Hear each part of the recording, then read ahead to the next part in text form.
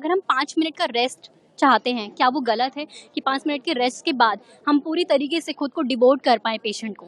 कैसे करेंगे हम अगर हमारी सेफ्टी नहीं होगी? एविडेंस हटाया जा रहा है तो सीबीआई पहुंचे, जो क्राइम साइट में क्राइम साइट ही ना मिले, ऐसा हालत है। डॉक्टर्स से इतना नफरत क्यों है? हमने क्या पाप कर दिया? हम तो जान ही बचा रहे हैं ना आप लोगों की। 8 तारीख को मौमिता नाम के डॉक्टर के साथ रेप करके उसका सेमिनार हॉल में गैंगरेप किया गया है। उसके बाद जो एक और लड़की, प्रियंका नाम की लड़की जो थी, जो प्रोटेस्ट कर रही थी, कल रात उसका भी गैंगरेप करके उससे भी बहुत ही दर्दनाक, उससे भी मौत के घाट उतारा गया है।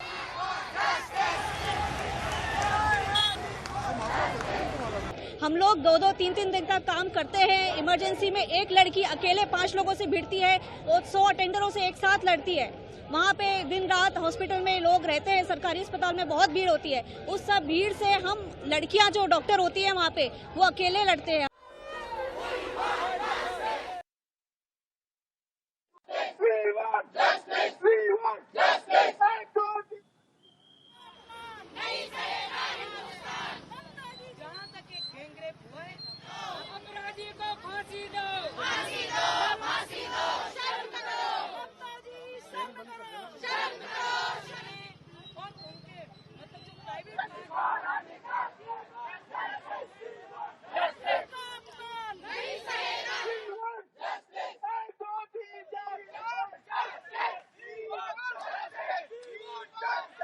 अगर हम 36 आवर्स ड्यूटी करते हैं, हम जूनियर रेजिडेंट, तो हमारी सेफ्टी इंपॉर्टेंट है। अगर हम सेफ नहीं रहेंगे तो हम कैसे पेशेंट्स को सेफ रख सकते हैं?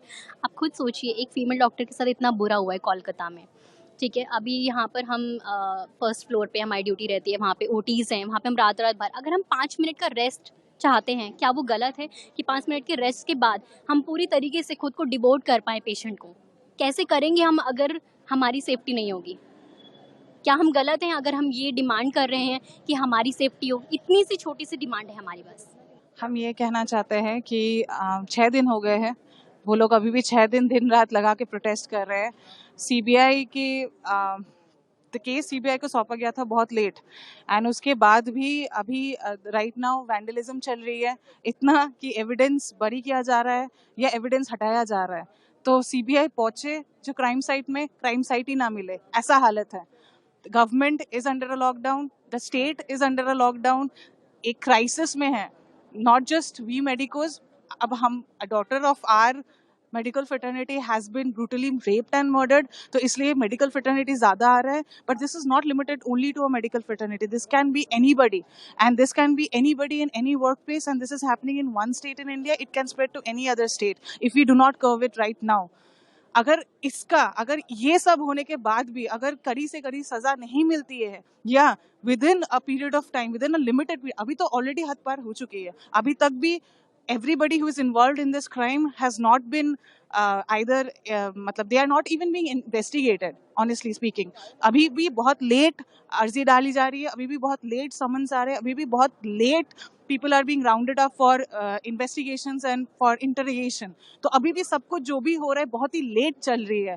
तो everybody has to wake up, the entire India has to wake up, because after this epitome of this event, अगर ये भी हद पार नहीं है, अगर ये भी लोगों को लग रहा है कि काफी नहीं है for everybody to stand together, then I don't know what it is, है ना? ये the government is letting you down, the people are letting you down, we doctors, we are supposed to be serving you, है ना? That is our duty, but that doesn't mean you misuse us while we are doing our duty।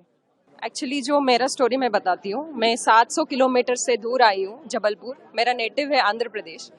हम ये सोच के आए कि हम बहुत बड़ा कॉलेज में सीट मिला है और हम अच्छे पढ़ के जाएंगे इधर से और अच्छे काम करेंगे, और हमको ये जानने मतलब ये मिला है जो ड्यूटी करते उधर हमको सिक्योरिटी नहीं है, और हम ड्यूटी करने का और ड्यूटी करने, वो जो इंसिडेंट हुआ, वो जो घटना हुआ, इन पे कुछ सीरियस एक्शन भी नहीं लिया जाए, और ऊपर से गूंज भी आ रहे।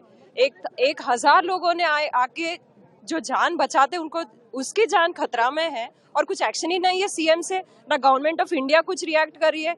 एक जो अभी रिसेंटली एक अंबानी का शादी हुआ, जिसका इतनी इंस्टाग्राम, सोशल मीडिया, फेसबुक इतना इतना इनको फेमस किया, लेकिन एक डॉक्टर जो वो ड्यूटी करने गए, इनको कुछ सेफ्टी के लिए कुछ भी मेजर्स नहीं लिया। और गवर्नमेंट ऑफ इंडिया क्यों नहीं रिएक्ट कर रही है, हमको ये जानना है। इतना क्या है, इतना क्या सपोर्ट कर रहे हैं आपकी गवर्नमेंट की, आपकी पॉलिटिकल ऑफिशियल्स की, आपकी मिनिस्टर्स की, क्यों इतना कवर करने का क्यों कोशिश कर रहे हैं, हमको ये जानना है।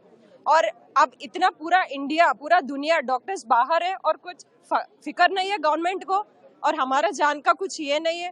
और इतना क्यों अगेंस्ट है पूरा दुनिया, पूरी, मैं पब्लिक से ये पूछ रही हूँ, डॉक्टर्स से इतना नफरत क्यों है? हमने क्या पाप कर दिया? हम तो जान ही बचा रहे हैं ना आप लोगों की, हमने 24 घंटा ड्यूटी तो कर रहे हैं ना, हमने ये कुछ नहीं किया, हम आपको जान के खतरे में कभी नहीं डाला, हमने तो बचा रहे हैं आप लोगों का। पब्लिक से क्या नफरत है? ये पूरा क्वेश्चन हम गवर्नमेंट ऑफ इंडिया का कर रहे हैं, नरेंद्र मोदी से कर रहे हैं, और पूरा गवर्नमेंट और पब्लिक से कर रहे हैं। और हमको ये आज की आज ही और सजा मिलना चाहिए, और हमको आंसर भी चाहिए।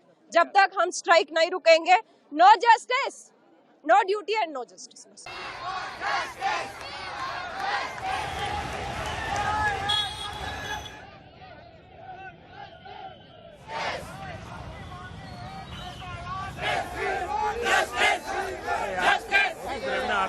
उत्तराखंड में देहरादून में यहाँ पे एक नर्स के साथ वापस जब वो रास्ते से जा रही थी तो उसके साथ रेप करके उसका भी मर्डर किया गया है। और उत्तराखंड में जो 8 तारीख को मौमिता नाम की डॉक्टर के साथ रेप करके उसका सेमिनार हॉल में गैंग रेप किया गया है। उसके बाद जो एक और लड़की, प्रियंका नाम की लड़की जो थी, जो प्रोटेस्ट कर रही थी, कल रात उसका भी गैंग रेप करके उससे भी बहुत ही दर्दनाक, उससे भी मौत के घाट उतारा गया है।